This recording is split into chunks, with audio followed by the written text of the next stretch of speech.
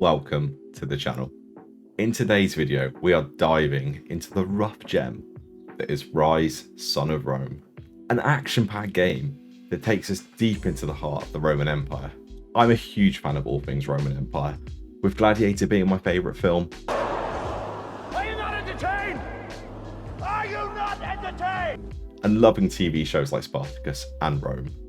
And I had a fantastic time playing this game. So join me as we explore its history, immersive gameplay, and discuss its divisive reception on launch and the lack of a sequel. Let's embark on this epic journey together.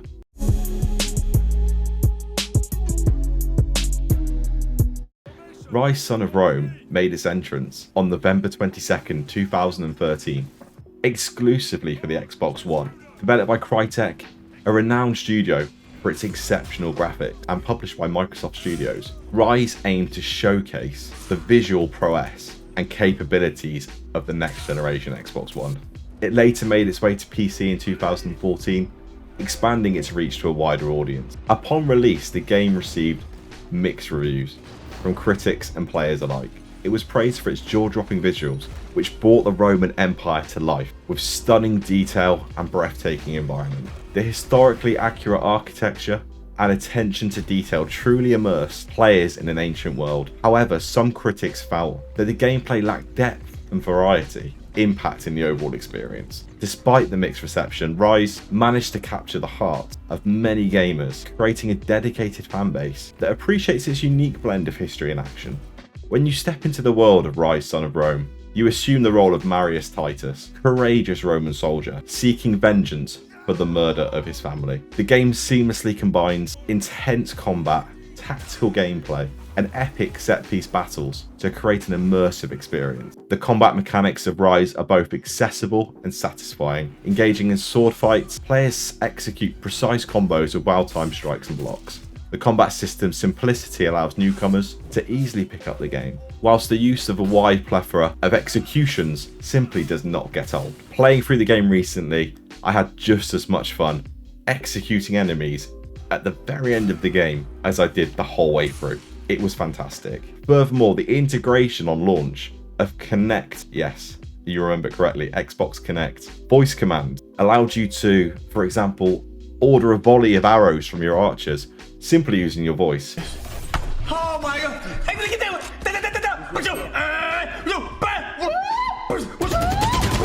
Which at the time is a pretty cool feature. Whilst the combat is, it is simple, and executions won't fail even if you miss the timing prompts to hit the X or Y button on your Xbox controller, it still felt satisfying and appropriate for the game. Managing multiple enemies in a combat, for example, where one's holding a shield, one's holding two swords, they've all got different move types. It was fun, if not a little bit repetitive.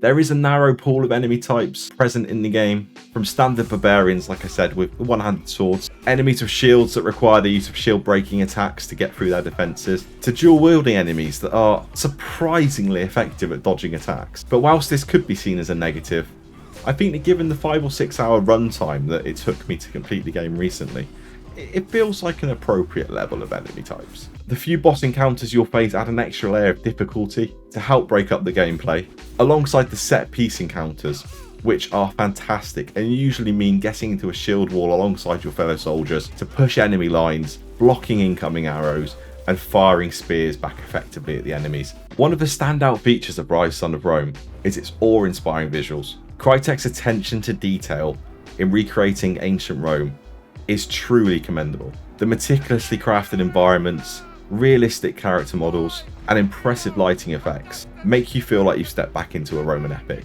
From the grandeur of the Colosseum to the intricacies of Roman architecture, every detail adds to the sense of immersion and authenticity. Playing the game in 2023 on modern hardware, it still looks absolutely stunning and leaves me wondering just how beautiful a sequel with modern hardware and Unreal Engine 5 would look. The game's storyline and voice acting also deserve praise. The storyline, whilst taking narrative notes from Gladiator in my opinion, focuses on the themes of honour, loyalty and revenge, providing players with a compelling and emotionally engaging experience. The voice performances further breathe life into the characters, evoking a sense of connection and investment in their journey. It's a cinematic experience that transports players to the heart of Rome's tumultuous era. Whilst being a completely different form of storytelling, I certainly felt feelings whilst playing through the game and the storyline that made me reminisce about Gladiator. And to be honest, that's the best film ever in my opinion, so that's a really good thing. I simply did not want the game to finish as I felt like I was coming close to the end, which leads into one of the negative points coming up that helps fuel my desire for a sequel at some point in the future. The gameplay is simple, which to me, for the 5 or 6, 7 hour runtime, makes it accessible to all types of gamers. It's largely a button masher, but again, given the short length of the game, it's not really an issue. And it does introduce complexity with enemy types. Whilst Ryse Son of Rome received acclaim for its visuals and narrative, it faced criticism for its repetitive gameplay loop. A lot of the reviews surrounding the game cited the combat mechanics as too simplistic, leading to a lack of variety and depth in the overall gameplay loop. The repetitive nature of the combat encounters and linear level design left some longing for a more diverse challenge and exploration opportunities within the game's world. Furthermore, the game's length divided opinion massively. With the main campaign averaging around 5 to 8 hours, some players felt the experience was too short-lived, leaving them wanting more content and replayability. Post-campaign completion, there was a multiplayer mode present in the game, but in my opinion, this wasn't largely fleshed out and could have been largely improved. Despite its dedicated fanbase and potential for a sequel, the lack of an official announcement over the years regarding any follow-up to Ryse Son of Rome has left many fans wondering, and myself, about the future of the franchise. One possible reason for this is the mixed critical reception that we've talked about. Whilst it has gained a passionate fan community over time, the early reviews and the sale figures inevitably will have had an impact on any decision making. Another factor could be that Crytek closed their studio in Austin, Texas. The close, combined with a shift in focus from Microsoft Studios, may have impacted the chance of a sequel coming at all. The gaming industry, we know, is unpredictable in nature, with various factors contributing to the decision-making process at any given time. Despite the challenges, there are compelling reasons why a sequel to Ryse Son of Rome should be considered. Firstly, the game laid a solid foundation for an engaging and immersive world. Expanding on the Roman Empire setting and delving deeper into its lore could provide an exciting and fresh experience for players. With new technological advancements and the power of current and future gaming platforms, a sequel could push the boundaries even further, delivering an even more epic and unforgettable experience. Imagine Ryse on Unreal Engine 5. Additionally, the passion and dedication of the game's community cannot be overlooked. Over the years, Ryse has garnered a devoted following that actively supports and advocates for a sequel. Building upon this exciting community and their enthusiasm could provide a strong foundation for the successful follow-up. So what would I like to see in a sequel? I would love to see a return to Rome. With the advancements in hardware that we've mentioned, it could be one of the best looking games of all time when it releases. If it releases. I'd love to take another adventure as a Roman centurion, leading troops for an expanded and larger campaign that, at a minimum is 20 hours, 30 hours in length.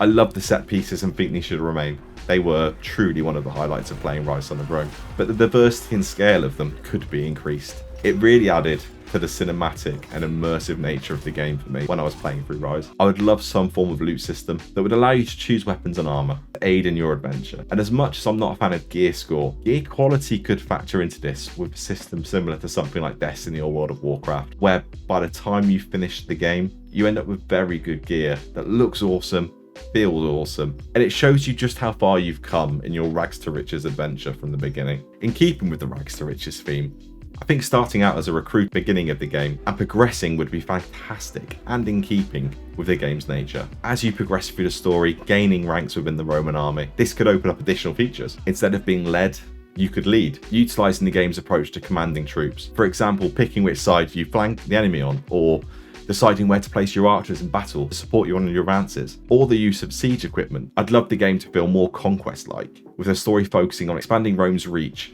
taking over forts, liberating conquered settlements. It would feel fantastic. And maybe with some sort of warboard where you pick where you want to go and where you want to help out or conquer or help advance Rome's influence in the region. We've embarked on a journey together through the world of Ryse Son of Rome, a game that brought the grandeur of ancient Rome to our screens. From its historical context and immersive nature to its strengths and weaknesses, Ryse certainly left the mark on players' hearts, and especially mine. I really like the game. While the future of a sequel remains uncertain, let's celebrate the masterpiece that is Ryse, son of Rome, and hope for a glorious return to the Roman Empire in the future. If you haven't already, I'd strongly encourage you to pick the game up. It should be pretty cheap now, and it's only 5 or 6 hours in length, so you could smash it out on a Sunday afternoon. I'd recommend experiencing it at least once. Thank you for joining me in this exploration, and as always, remember to like, subscribe, and share your thoughts in the comments. Have you played the game? Did you like it? Would you love to see a sequel? Or do you agree with all the critical aspects in terms of, it wasn't great? To me, worth playing at least once, just for the story alone. I'm signing off, hoping for a sequel in the future. Have a great day. Somebody like me.